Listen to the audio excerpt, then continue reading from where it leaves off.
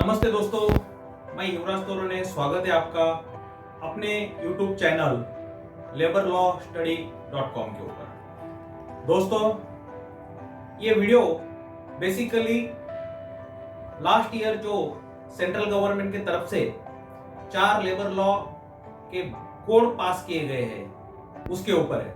उसमें से हम लोगों ने एक कोड लिया है जो occupational safety health and working conditions 2020 code, इसके ऊपर हम लोग बात करने वाले हैं। ये जो पहला वीडियो है ये खाली ये जो कोड है उसकी प्रस्तावना रहेगी कि किस तरीके से ये इंट्रोड्यूस किया गया, इसके पीछे क्या बैकग्राउंड था, और नेक्स्ट वीडियो में हम लोग उसका स्कोप, ऑब्जेक्टिव्स और प्रोविजंस के ऊपर बात करेंगे। ड्यूटीज ऑफ एम्प्लॉयर, एम्प्लॉय, इसके ऊपर सविस्तर से हम लोग बात करेंगे। दोस्तों, आप लोगों को पता होगा कि लेबर लॉ और ये लेबर जो सब्जेक्ट है ये इंडियन कॉन्स्टिट्यूशन के हिसाब से कॉन्करेंट लिस्ट में आता है। मतलब इसके ऊपर स्टेट और सेंट्रल गवर्नमेंट दोनों ही रूल बना सकते हैं, रेगुलेशंस बना सकते हैं, एक्ट बना सकते हैं।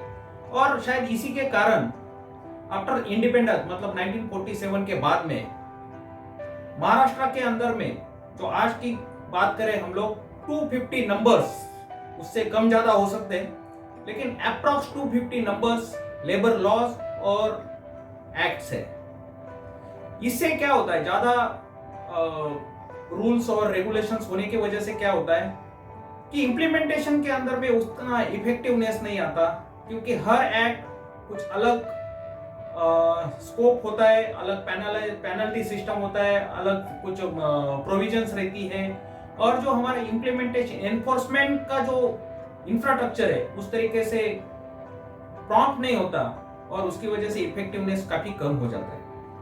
और दूसरा इसका महत्वपूर्ण कारण यह है कि इससे इंस्पेक्टर राज बढ़ता है। जैसे इंडस्ट्रीज की हमेशा कंप्लेंट रहती है कि इंस्पेक्टर राज ये बढ़ गया है, और जिसकी वजह से जो इंडस्ट्रियलिस्ट है वो नाखुश रहते हैं। तो शायद यही चीज की वजह से सेंट्रल गवर्नमेंट ने उसको रियलाइज किया, इसीलिए 2019 में सेंट्रल गवर्नमेंट ने 4 बिल पार्लियामेंट के अंदर इंट्रोड्यूस किए। एक पहला था code of wages, social security code, industrial relation code और occupational safety health working conditions. उसमें से एक जो कोड ऑफ वेजेस था ये पास हुआ था। उसके अंदर में 4 जो मेजर एक्ट्स थे उनको कंसोलिडेट किया गया था। इंडस्ट्रियल रिलेशन में 3 और सोशल सिक्योरिटी में 9 और ऑक्यूपेशनल सेफ्टी हेल्थ के अंदर में 13 अलग अलग एक्ट्स को कंसोलिडेट करके ये कोड बनाए गए थे। तो बेसिकली ये 4 कोड 29 अलग अलग तरीके के जो एक्ट्स थे उनको कंसोलिडेट करके बनाया हुआ है, उनको इंटीग्रेट किया, ऐसा हम लोग बोल सकते हैं।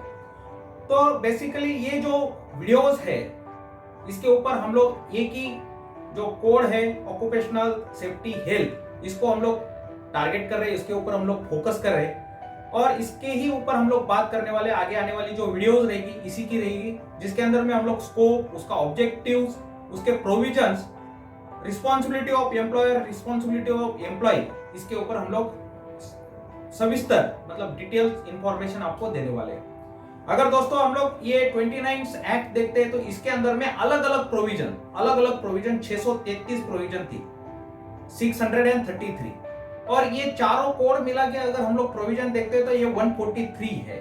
तो मतलब as being a certified labour law practitioner और student of final year BA LLB और 20-21 साल इंडस्ट्रीज में काम करने के बाद में हम लोगों को हर बार कुछ रेफरेंस के लिए बुक्स खोलना पड़ता है, क्योंकि 633 प्रोविजंस याद रखना कोई आसान बात नहीं है और ये एक्सपेक्टेड भी नहीं है। और लेबर लॉज वैसे भी बोरिंग सब्जेक्ट है फ्रैंकली स्पीकिंग, और इनकी जो प्रोविजंस है ये कोई IPC सेक्शंस या CRPC सेक्शंस की तरह नहीं होते। जैसे IPC में हम लोगों को याद रहता है 143 मतलब जमाबंदी, ठीक है ना, 299, 300, 320, 302, 304, ये जो होमिसाइड, मर्डर या कॉज फॉर दी डेथ, ये जो अलग अलग प्रोविजंस है, 375 आपको पता है, 498 जो डोमेस्टिक वायलेंस, या सीआरपीसी का अगर हम लोग बात करें तो अलग अलग प्रोविजंस हम लोगों को याद रहती है, क्योंकि हम लोग हर रोज वो सुनते हैं, देखते हैं और उसको यूज करते हैं। लेकिन लेबर लॉज में ऐसा नहीं होता है। 633 प्रोविजंस मुझे क्या, शायद एनफोर्समेंट अथॉरिटी के कोई ऑफिसर को भी याद नहीं रहते होंगे। ये कोड माननीय राष्ट्रपति का सिग्नेचर के बाद में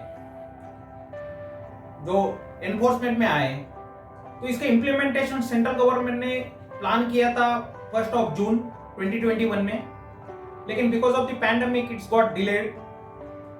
तो नया डेट दिया गया 1 अक्टूबर, लेकिन हम लोग आज देख रहे हैं कि इम्प्लीमेंटेशन का अभी तक कुछ तैयारी है नहीं।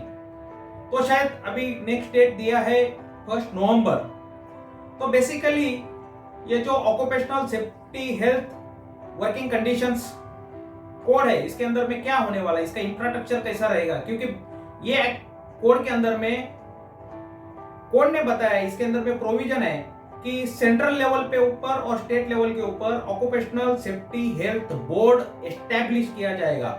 मतलब वो सेंट्रल में भी रहेगा और ये एक एनफोर्समेंट अथॉरिटी रहेगी, एक एडवाइजरी कमेटी रहेगी जो स्टेट और सेंट्रल को गाइड करेगी, एडवाइस करेगी कि इंडस्ट्रीज के अंदर में कैसा ये रूल्स एंड रेगुलेशन फ्लोट करना है।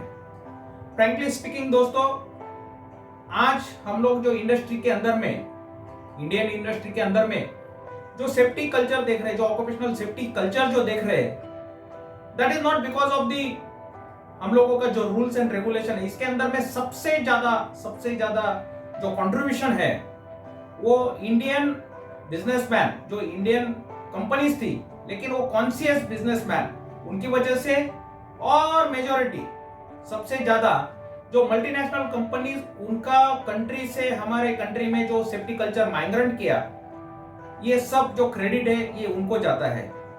आने वाले दिन मेरे ख्याल से पूरा सेफ्टी इंडस्ट्रीज को और लेबर्स को और एम्प्लॉयर्स के लिए भी, एस्टेब्लिशमेंट हो या ऑर्गेनाइजेशन हो, उनके लिए भी काफी अच्छे है।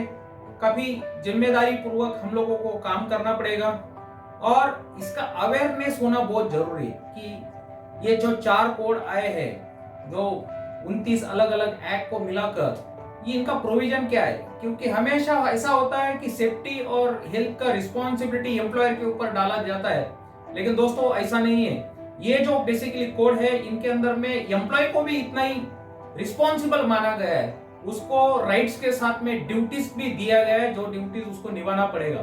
और शायद एक नया रिफॉर्मेशन, नया कुछ अच्छा, नया सूरज निकलेगा ये इंडस्ट्री के अंदर में, ये सेफ्टी कल्चर को लेकर। आशा करता हूं ये वीडियो आपको पसंद आया होगा।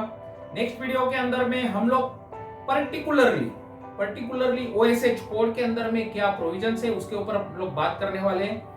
अगर आपको ऐसा लगता है कि ये वीडियो के अंदर में, ये पहला वीडियो है हमारा, इसके अंदर में कुछ इंप्रूवमेंट होना चाहिए या कुछ डिटेल इंफॉर्मेशन आपको एक्सपेक्टेड है, तो आप हमें नीचे कमेंट कीजिए, जिसके ऊपर हम लोग विस्तार से बात करेंगे। आप ये वीडियो अगर आपको पसंद आता है, आप लाइक कीजिए, शेयर कीजिए और सब्सक्राइब कीजिए, और वो बेल का आइकॉन दबाइए, जिससे हम लोगों के नए जो वीडियो है वो अपलोड होने के बाद में आपको कम्युनिकेट होगा। आशा करता हूँ आपको ये वीडियो पसंद आया होगा। Thank you.